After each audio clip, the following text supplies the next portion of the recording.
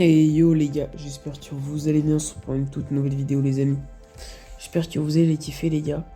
C'est les gars du coup la suite les gars de la série 4 jours à suivre dans 4 différents clubs de première ligue les gars. On y va sans plus tarder avec le premier club. Donc les gars, le premier club c'est Chelsea avec leur nouvel attaquant de pointe Christopher Nkunku qui s'est malheureusement blessé. Mais ça reste quand même un joueur à suivre pour cette saison. Je pense que quand il sera de retour de blessure, ça sera vraiment un excellent joueur et je pense qu'il va vraiment faire la différence avec cette équipe de Chelsea.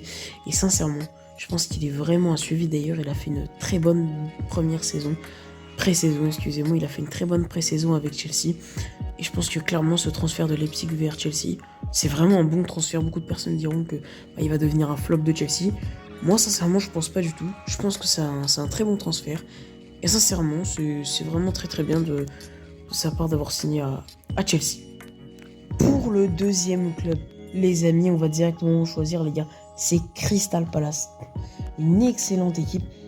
Sincèrement, j'ai beaucoup hésité entre Michael Olise et Cheikh Doucouré.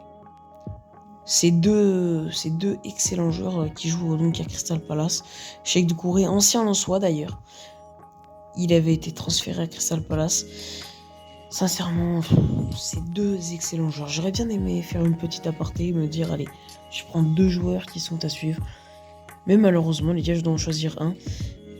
Le joueur, donc, c'est Michael Olise, auteur de 2 buts et 11 passes D, dont un coup franc face à Manchester United. C'est un joueur excellemment prometteur. Il est excellent. Et sincèrement, c'est un très bon joueur. D'ailleurs, je l'adore. Je l'adore, sincèrement, c'est un de mes joueurs préférés. Je trouve que c'est un très bon joueur et sincèrement, il est clairement dans les joueurs à suivre pour cette saison du côté de Brighton. La troisième équipe, les gars, c'est Brighton.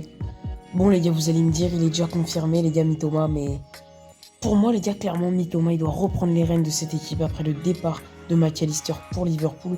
Je pense que clairement, Mitoma, il va nous faire une superbe saison. C'est un excellent joueur, il connaît tout les gars dans le foot. Il a d'ailleurs fait une thèse sur le dribble avant de devenir professionnel. Il est excellent, il a d'ailleurs mis un incroyable but ce week-end. Exceptionnel, il traverse presque tout le terrain. Clairement, c'est le joueur à suivre du côté de Brighton. Les gars, la quatrième et dernière équipe, les gars, c'est Manchester United avec Højlund qui a signé pour 70 millions d'euros depuis l'Atalanta.